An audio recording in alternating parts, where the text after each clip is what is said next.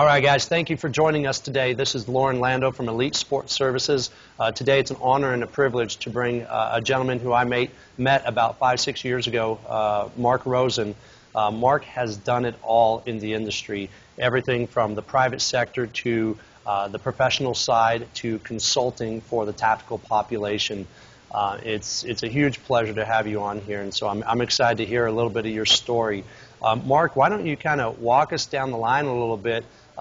What actually got you interested in strength and conditioning, maybe as an athlete growing up? Right, and that's what first thing I got to say. What that means is I can't keep a job very good. I'm in all these different fields. I can't keep a job. No, yeah, it really was. I mean, I grew up in a small little town, and then we'll talk, I'm sure, about that. But I'm kind of back in the South Dakota area. You know, I grew up in a town with 400 people, and one of my goals was to play college football. You know, and really for that opportunity to come up, I had to find ways to be able. We didn't have a strength coach. I mean, 30 years ago. Plus years ago, you know, we didn't have strength coaches. We kind of did. I remember my basketball coach forbid me and a couple guys from working out and lifting weights during the basketball season. And we get kind of behind the curtain, and he'd always say, "Are you guys lifting?" We're like, "No, coach, we're not," because he literally was going to bench us if we found out that we were lifting because it throws off our shot. Right. You know, those type of things. But we worked out, and that's kind of where I got into the profession is, you know, I coach football. I mean, I've been at, you know, the high school level when I first graduated. I played college and football, and then I did track and field through shot and discus in college, and really got involved in the strength area there. But even in college at that time, we didn't have a strength and conditioning coach, so we kind of set up our own programs. That's kind of where I think I started to have that love, and I had the aspirations of being able to play pro football.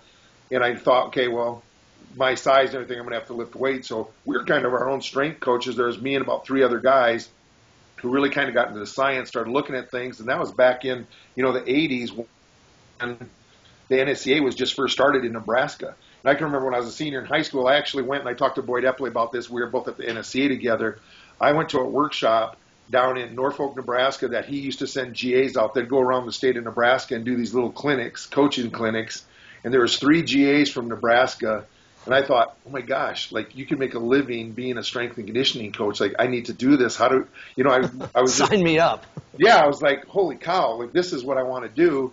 And then when I first got my first coaching job, you know, I was defensive line coach. I was the strength coach. I was assistant this, you know, but my passion and love was because I knew it from growing up. It's like, you know, I worked with guys before, and you and I both know I can work with guys all the time on the football field, and they can bust their butt and work hard. They might not be the starter. Well, I saw the improvement in the weight room. I knew, hey, if you put in the time and the effort, I can make you better. Now, you might not be the starter, but I can take you from good to better, and then maybe from better to excellent. You know, when we get even talking to kids now, you know, I'm like, if you put in the time and effort, we can find a place for you to go play college football. Now, it might not be at a Nebraska. It might not be at an Iowa State or, you know, Minnesota. It might be at a Dakota Wesleyan University or Mount Marty here in South Dakota, small little schools. But if you want to extend your career and put in the time and the effort, we could probably find a place for you. If you have, you know, there has to be some talent level base.